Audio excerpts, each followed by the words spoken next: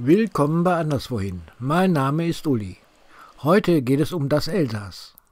Wir waren unterwegs in der Region zwischen Straßburg und Mülhausen. Unser zentraler Ort war dabei die Stadt Colmar. In diesem Video zeigen wir euch 10 Orte in und um Colmar, die ihr gesehen haben solltet.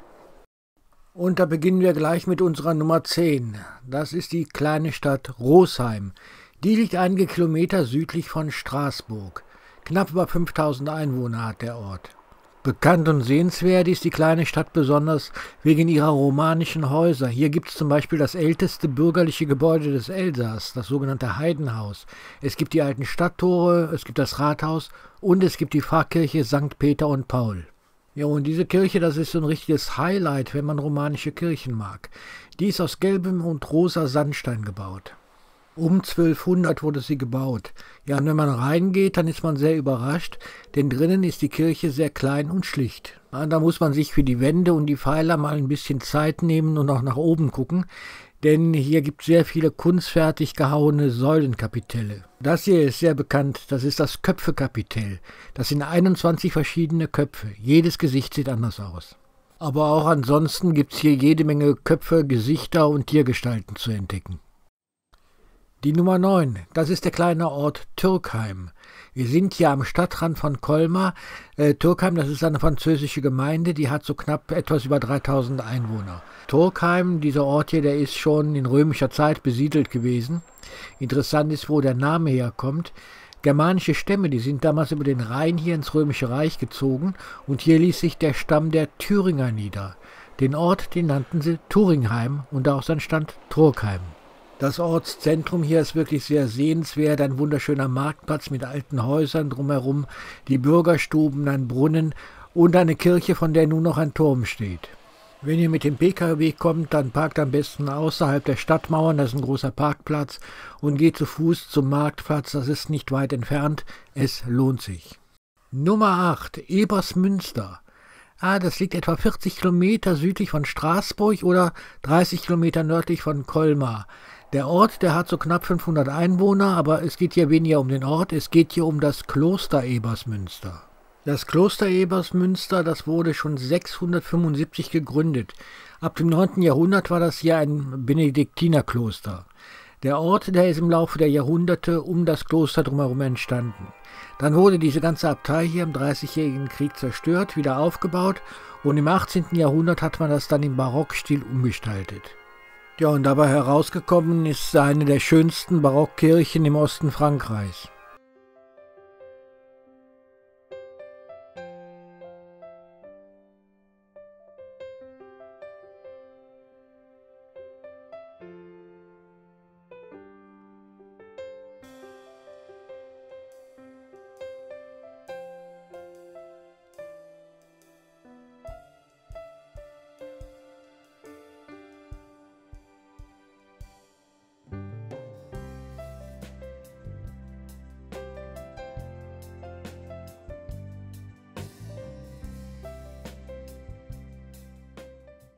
Nummer 7, das ist der Ort Kaisersberg.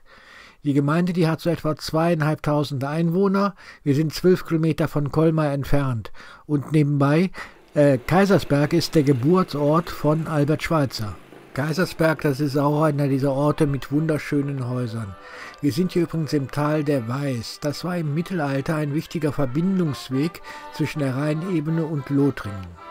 Ja, wie die ganzen Orte hier fiel 1848 die Stadt an Frankreich und blieb es fortan auch bis heute, außer in den Jahren 1871 bis 1918. Da war sie nämlich deutsch. Währenddessen sind wir jetzt hier in der Pfarrkirche vom Heiligen Kreuz. Die steht gleich neben dem Rathaus. Die Kirche, die wurde etappenweise von 1200 bis 1500 erbaut. Ansonsten gibt es hier in Kaisersberg jede Menge schöner Fachwerkhäuser. Es lohnt mal durch die Stadt zu laufen. Und achtet mal auf die hohen Masten, die hier stehen. Da sind nämlich oben Storchennester drauf.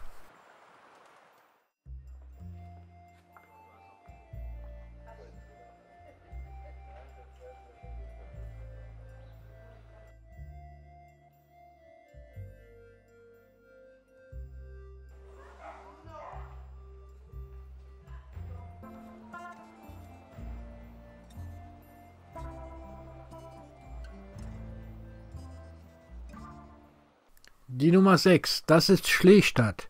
Wir sind jetzt etwa 40 Kilometer südwestlich von Straßburg. Die Stadt Schlestadt, die hat etwa 19.000 Einwohner. Ist also etwas größer wie sonst die kleinen Städte hier. Schlestadt hat eine sehr schöne Altstadt mit verwinkelten Gassen, da lohnt sich mal durchzulaufen. In karolingischer Zeit gehörte die Stadt hier zum königlichen Besitz. Kaiser Karl der Große, der ist hier gewesen. 775 soll er hier Weihnachten gefeiert haben. Und auch in Schlestadt, da spielen Kirchen eine besondere Rolle. Hier sind es zwei Kirchen, die interessant sind. Das ist einmal hier die gotische Kirche St. Georg. Die gilt als eine der größten gotischen Kirchen im Unterelsass. 1300 bis 1500 etwa wurde sie gebaut.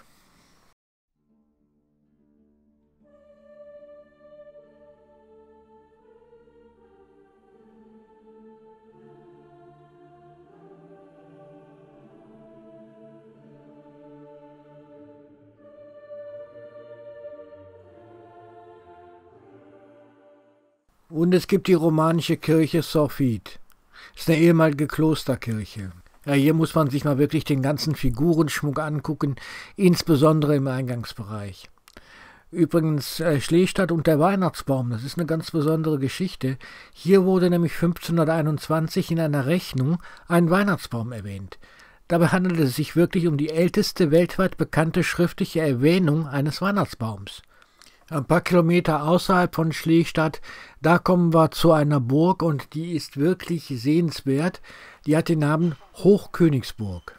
Das ist allerdings so, wie wir sie jetzt sehen, keine Originalburg aus dem Mittelalter, sondern die ist rekonstruiert und zwar zu Beginn des 20. Jahrhunderts. Und die Anlage, die ist gar nicht so klein. 260 Meter ist sie lang und sie thront in 757 Meter Höhe hier oben am Ostrand der Vogesen. Die Originalburg, die wurde im 12. Jahrhundert als staufische Reichsburg gebaut. Anfang 1500, da ging sie an die Habsburger. 100 Jahre später wurde sie erobert und in Brand gesetzt, von da an war sie noch Ruine. 1865 ging sie an die Stadt Schlestadt. Ja, und die Schlestädter, die haben die Burg dann, nachdem der Elsass mal wieder deutsch geworden war, an den Kaiser gegeben. Der Kaiser, der hat sie sofort rangegeben, hat gesagt, die Burg, die ist schön, die muss wieder hergerichtet werden, ja, und er hat sie dann restaurieren lassen, so wie sie im Mittelalter mal ausgesehen hat. Ja, den bewohnten Bereich, den betritt man durch das Löwentor. Drinnen kann man dann in die Räume von Schlossherrin und der Ritter gehen, die Schlosskapelle, Rittersaal, alles ist ausgestattet mit Möbeln aus dem 15. bis 17. Jahrhundert.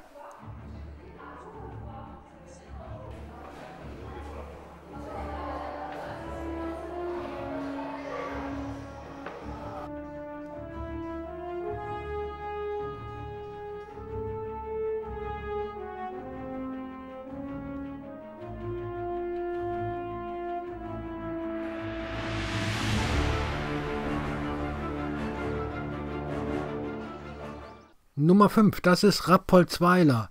Der Ort, der liegt etwa 15 Kilometer nordwestlich von Colmar. 4.500 Einwohner, so etwa hat der Ort. Er ist sehr vom Weinbau geprägt. Durch diese Stadt verläuft die Elsässer Weinstraße.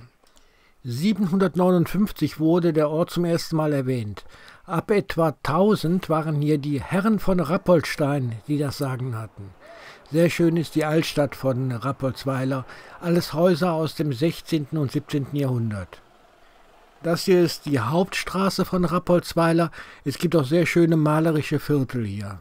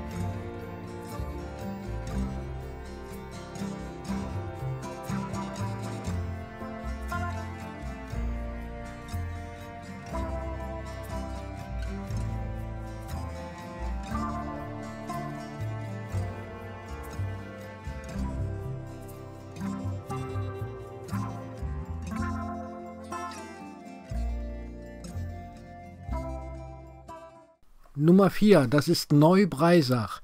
Das ist eine Stadt, die sollte man sich wirklich mal angucken, denn es ist eine sehr seltsame Stadt. Aber die ist in ihrer Kargheit und dieser strengen militärischen Form sehr sehenswert. Wir sind so 15 Kilometer von Colmar entfernt und zwar fast direkt an der Grenze zwischen Frankreich und Deutschland. Neu-Breisach ist eine Festungsstadt. Die wurde Anfang des 18. Jahrhunderts gebaut und zwar von dem eigentlich sehr bekannten Festungsbauer Vauban.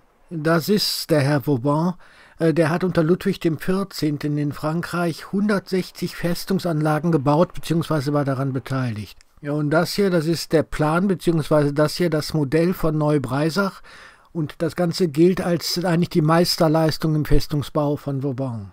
Ja, und die ganze Stadt, das ist eine einzige Festung, eine Kaserne. Das hier ist die Stadtkirche, die liegt direkt an diesem riesigen Marktplatz, der eigentlich ein Exerzierplatz war. Und drumherum, das sind Kasernen. Ja, da gab es in der Stadt jede Menge Unterkünfte für die Soldaten und Offiziere, Versorgungseinrichtungen, aber auch Häuser für nicht-militärische Zwecke. Das hier sind solche Kasernengebäude, die stehen heute leer, müssten dringend restauriert werden. Andere Gebäude, die sind zu Wohnhäusern umgebaut worden. Wie gesagt, Neu-Breisach, das ist eine Planstadt in Form eines Achtecks mit einem zentralen Exerzierplatz.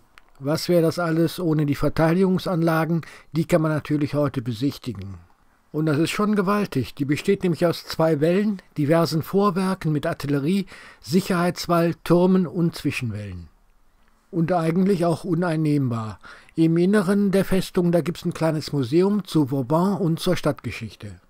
Im Innern der Festung, da gibt es auch ein ganz neues Museum, sehr modern, das beschäftigt sich nämlich mit Street Art. Ja, und da gibt es nochmal einen Blick auf den Schöpfer dieser Stadt, auf Vauban. Diese Statue hier, die steht im kleinen Museum. Für den nächsten Punkt, die Nummer 3, da müssen wir ganz runterfahren bis Mülhausen, am nördlichen Stadtrand. Da liegt das Ecomusée d'Alsace. Das ist das größte Freilichtmuseum Frankreichs und das beschäftigt sich mit dem Elsass. Das ganze Freilichtmuseum hier, das ist angelegt wie ein elsässisches Dorf Anfang des 20. Jahrhunderts. 70 Gebäude aus dem ganzen Elsass gibt es hier. Es gibt hier Häuser und Bauernhäuser, Schule, Kapelle, Bahnhof, Sägewerk und so weiter. Das ist übrigens ein Verein, der das hier unterhält. Die Sammlung des Museums, die umfasst rund 40.000 Gegenstände. Da gehören Möbel zu, alltägliche Gegenstände, Werkzeuge, Kleidung und landwirtschaftliche Maschinen. Und das alles von Mitte des 19. Jahrhunderts bis in die 50er Jahre hinein. 2020 soll das Museum am 1. Juli wieder aufmachen.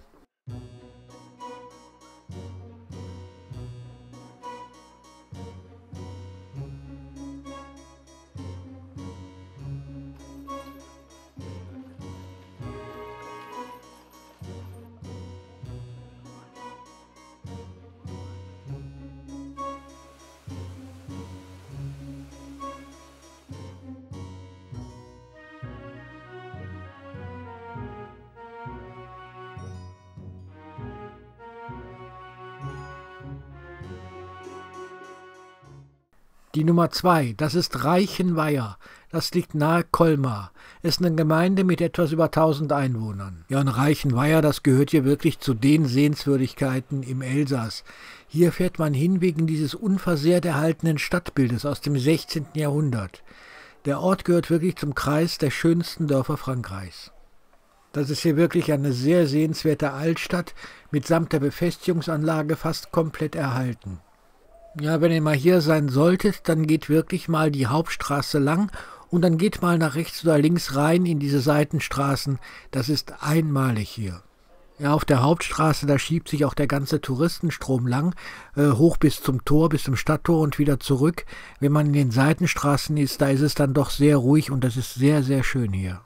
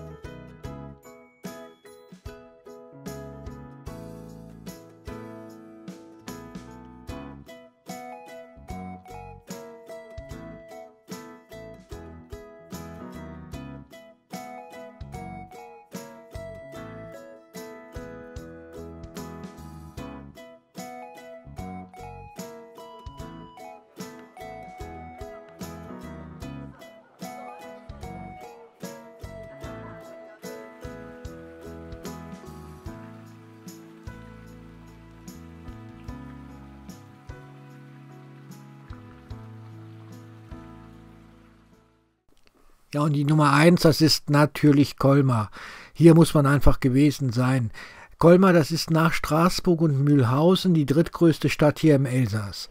Ungefähr 70.000 Einwohner hat sie. Colmar liegt an der Elsässer Weinstraße und sie nennt sich selber Hauptstadt der elsässischen Weine. Natürlich kann man hier gut essen und trinken, aber man kann sich auch die Stadt angucken, denn immerhin gibt es hier Häuser zu sehen aus 6 Jahrhunderten. In der Altstadt da gibt es fast unzählige Bürgerhäuser aus dem Mittelalter und der Renaissance. Ein Kaufhaus errichtet 1480. Das Pfisterhaus 1537 gebaut, es gehörte einem reichen Hutmacher. Das Kopfhaus im Renaissance-Stil von 1609. Und so weiter. Das alles steht hier auf engstem Raum zusammen. Und natürlich gibt es ja auch Museen. Besonders bemerkenswert ist das Unterlinden-Museum. Hier nämlich steht der Isenheimer Altar von Matthias Grünewald. Und hier steht auch das Geburtshaus des Bildhauers Frédéric Auguste Bartholdi. Das ist der Mann, der in New York die Freiheitsstatue gemacht hat. Hier lohnt es sich, durch die Gassen zu streifen und sich die Häuser anzuschauen.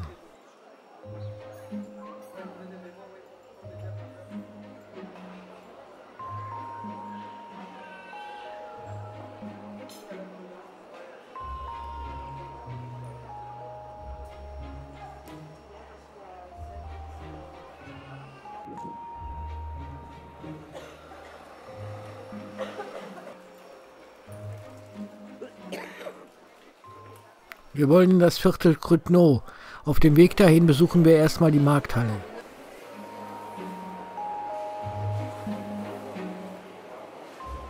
Und da sind wir schon im Viertel Crudno. Das ist elsässisch für Kräuteraue.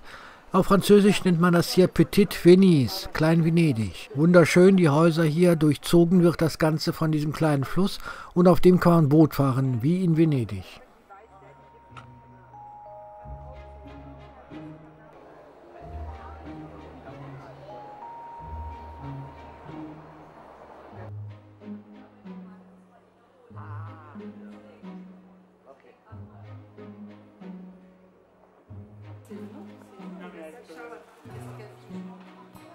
Das waren sie, meine 10 Tipps für eine Reise ins Elsass, wenn man nach Colmar fährt und in und um Colmar herum die Gegend sich anschauen will. In diesem Sinn, tschüss.